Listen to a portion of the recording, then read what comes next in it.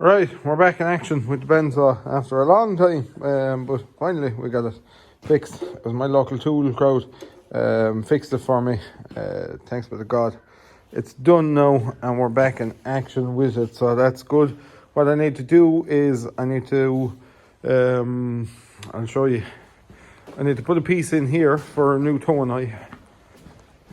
I'm going to put in a bit of box iron because it'll be stronger. I'll be able to hold the toe and eye in two places then, so we'll have to cut a bit of box iron, cut it at an angle because obviously this is sloped, weld it in.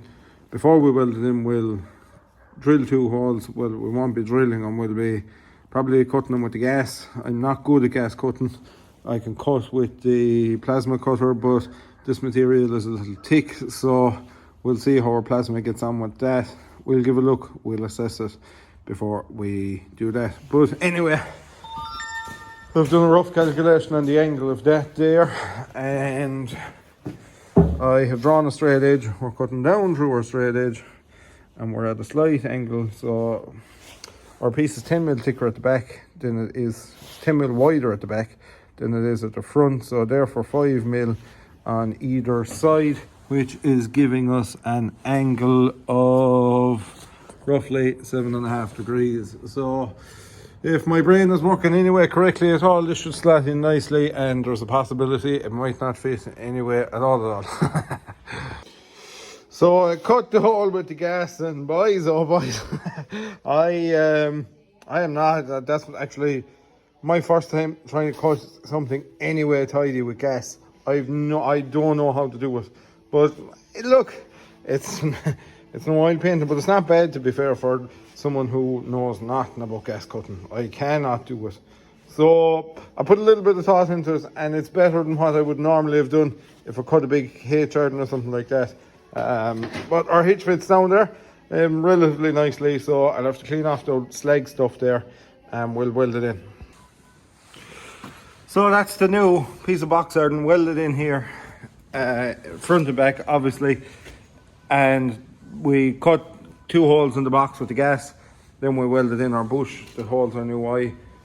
Loads of copper grease on the bush, and I'm just after giving it a quick flash of paint there now to match in with the rest of it. So tomorrow I might go at the spreader, we'll see how things are fixed, and tonight I'm going posting t-shirts.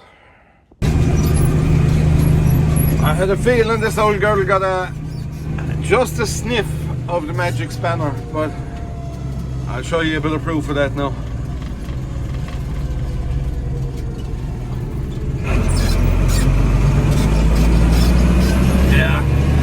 Yeah, she definitely did.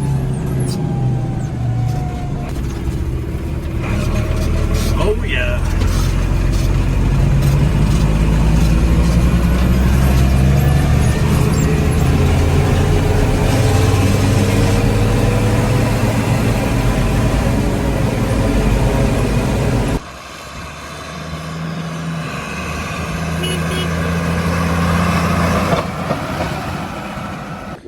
So there you have it. A man got off very happy with his new tractor.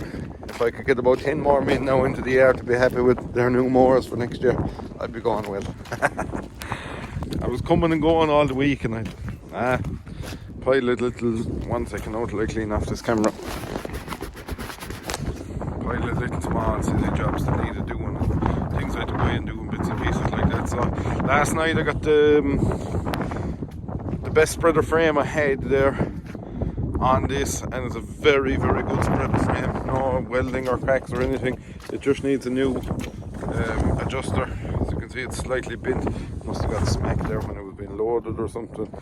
But it's a fresh one. There's no ear plate on it, but you see it even has the original PTO guard and everything.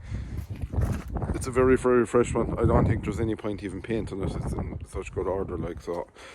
That's that bolted on. I've bolted on at the back, but I painted the front piece to hold it.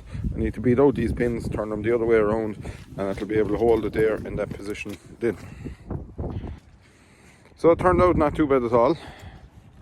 It'll be a fine job. There was somebody contacting me there already about it, so we'll see what we'll do with it. I'll leave that man make up his mind when I've finished. and we can take it from there.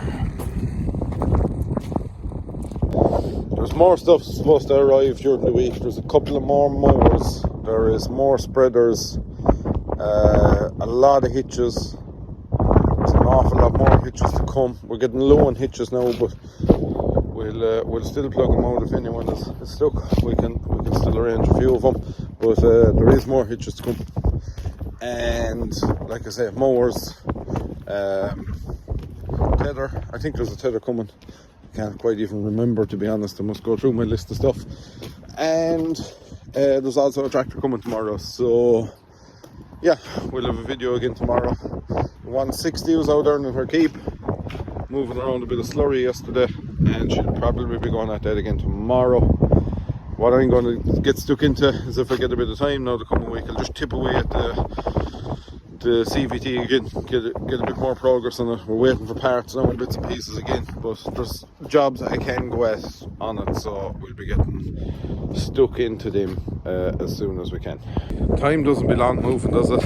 I mean, we'll be spreading slurry in 3 weeks time. In 3 weeks time, it's hard to believe how fast time moves on. It feels like yesterday the close date happened, so like I say, he was just moving it from tank to tank there yesterday, and he'll probably go at the same again tomorrow. I need to get some of these mowers into the workshop and get through them as well. But there's no huge panic yet.